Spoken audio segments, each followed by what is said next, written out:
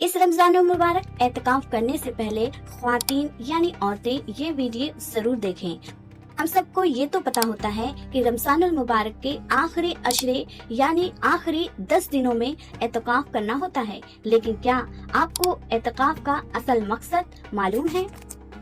देखिए, एतकाफ का मेन मकसद है शबे कद्र की तलाश। रसूलुल्लाह सल्लल्लाहु ताला अलैहि वसल्लम शबे कद्र की तलाश के लिए पूरे रमजानुल मुबारक में एतकाफ करते थे।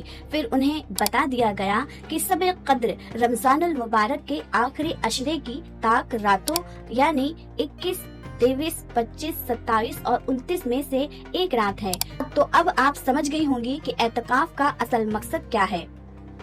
वो है एक मुकद्दस रात को पाना।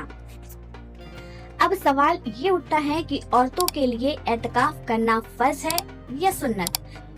देखिए, ये फर्ज तो नहीं है, लेकिन नबी करीम सल्लल्लाहु ताला अलैहि वसल्लम ने हर रमजान में किया जब तक उनकी वफात नहीं हुई। और सिर्फ आप सल्लल्लाहु ताला अलैहि वसल्लम ही नहीं, बल्कि आपकी अजवाजे मुताहरात यानी बीवियां भी एतकाफ करती थी। और नबी करीम सल्लल्लाहु ताला अलैहि वसल्लम के पर्दा फरमाने के बाद भी एतकाफ करती रही। इसीलिए एतकाफ करना सुन्नत मुअक्कदा है और इसका बहुत बड़ा सवाब भी है।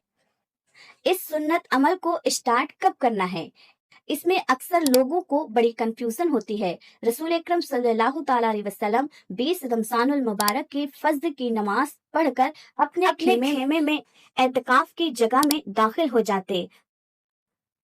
अफसल यानी बेस्ट तरीका यही है, लेकिन अगर आप लेट हो जाएं तो लेट से लेट भी आपको 20वें रोजे की मगरिब से पहले एतकाफ के लिए बैठना ही होगा। एतकाफ में तो आप बैठ गए, लेकिन अगर बीच में पीरियड्स आ गए तो अब क्या करेंगे?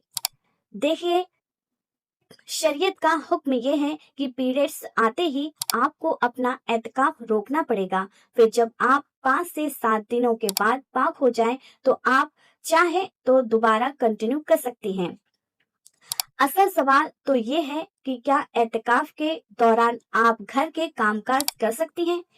क्या बातचीत, मोबाइल, इंटरनेट या कॉल्स अटेंड कर सकती हैं?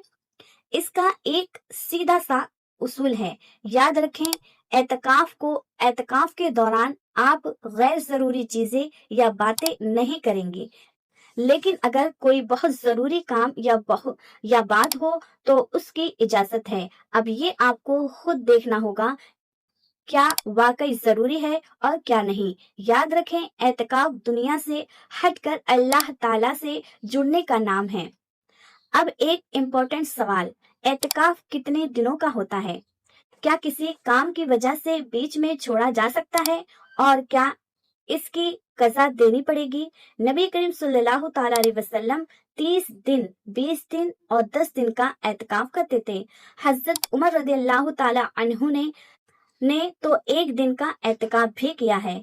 तो अगर कोई घर में बैठ रहा है तो वो 1 दिन का नफली एतकाफ भी कर सकता है, मगर बेहतर यही है कि आप पूरे 10 दिन का एतकाफ करें। अगर किसी बहुत जरूरी काम से एतकाफ छोड़ना पड़े तो इसका कोई कज़ा या कफारा नहीं देना पड़ता। एक सबक आमोज वाकया, एक बहुत ही इंटरेस्टिंग सवाल, क्या अगर घर के काम से बचने के लिए एतकाफ में बैठना जायज है? बिल्कुल नहीं, आप ऐसा नहीं कर सकती, क्योंकि एतकाफ सिर्फ और सिर्फ अल्लाह के लिए होना चाहिए। एक मर्तबा जब नबी करीम सल्लल्लाहु ताला अलैहि वसल्लम ने एतकाफ में बैठना था तो हजरत आयशा रदियल्लाहु ताला अन्हा ने भी अपना खेमा वहीं लगा लिया। फिर हजरत हफ्सा रदियल्लाहु ताला अन्हा ने भी, हजरत ज़ैनब रदियल्लाहु ताला अन्हा ने भी अपने खेमे लगा लिए। जब नबी करीम सल्लल्लाहु ताला अलैहि वसल्लम ने ये देखा तो आपने जलाल में फरमाया, क्या तुम समझती हो कि ये सवाब के लिए लगाए गए हैं? यानी उन्होंने नबी करीम सल्लल्लाहु ताला अलैहि वसल्लम का कुर्ब पाने के लिए खेमे लगाए थे, ना सिर्फ अल्लाह की इबादत के लिए। नबी करीम सल्लल्लाहु ताला अलैहि वसल्लम ने वो सारे खेमे उखड़वा दिए, अपना खेमा भी हटवा दिया और उस साल एतकाफ नहीं किया। इससे पता चला है कि एतकाफ सिर्फ अल्लाह के लिए होना चाहिए। تو اگر اعتکاف میں بیٹھنا ہے تو صرف اللہ کی رضا کے لیے بیٹھنا ہے۔ اس ویڈیو کو صدقہ جاریہ کی نیت سے اپنے بہنوں اور دوستوں کے ساتھ لازمی شیئر کریں۔